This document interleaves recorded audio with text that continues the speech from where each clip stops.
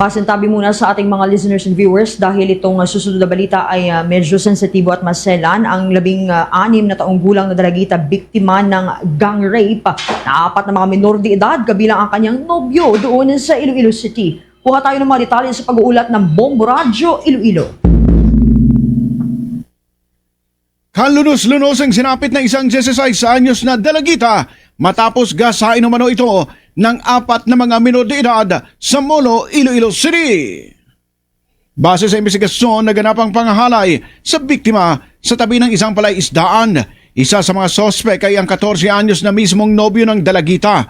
Ang 3 iba pang mga sospek ay kapwa 14 anyos na mga kaibigan ng nobyo ng biktima. Ayon sa dalagita, pinagtulungan umano siyang gasain ng mga sospek. Nakahingi naman ng tulong ang dalagita sa opisyal ng barangay kung saan nangyari ang panggagahasa. Nagresulta ito sa pagka-aresto sa mga sospek na umami na gumamit ang mga ito ng marijuana nung nangyari ang krimen. Nasampahan na ng kasong paglabag sa Republic Act No. 8353 o Anti-Rape Law of 1997 ang 4 na mga minor de edad na nasa kustodiya ngayon ng Balay Dalayunan, isang pasilidad na pinamamahalaan ng Department of Social Welfare and Development at City Social Welfare Office para sa mga children in conflict with the law. Isinailalim naman sa medical examination ang biktima. Kasunod ng insidente, tiniyak ng Iloilo City Police Office ang pagtutok sa nasabing kaso. Ayon naman kay Joy Fantilaga Gorsal, ang spokesperson ni Iloilo City Mayor Isa Trañas, ramdam ng alkalde ang sakit at hinagpis ng pamilya ng biktima. Mariinding kinundina ng alkalde ang insidente. Sinisiguro naman ni Mayor Trañas ang pagbibigay ng psychosocial support at iba pang kinakailangang tulong ng biktima at ng kanyang pamilya. Bilang mayor ng Iloilo City at bilang isang ina, mariing kinokondena ni Mayor Isa Trañas ang iniulat na sexual abuse na kinasasangkutan ng isang menor de edad.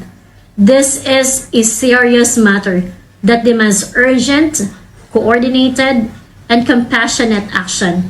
Bilang isang ina, ramdam po ng ating alkalde ang sakit at hinagpis ng pamilya ng biktima at sinisiguro ng lokal na pamahalaan na mabibigyan ng buong suporta at tulong ang biktima. This incident reminds us all of the importance of respecting women, children, and every Ilonggo, and of upholding safe spaces where dignity, safety, and respect are protected at all times. Si Joy Fantilaga Gorsal.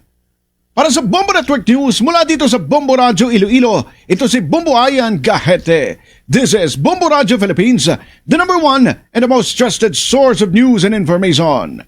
Basta Radio!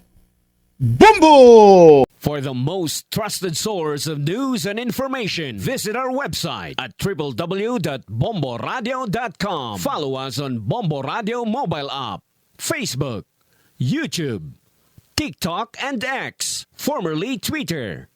Like, share, and stay connected. Anytime, anywhere.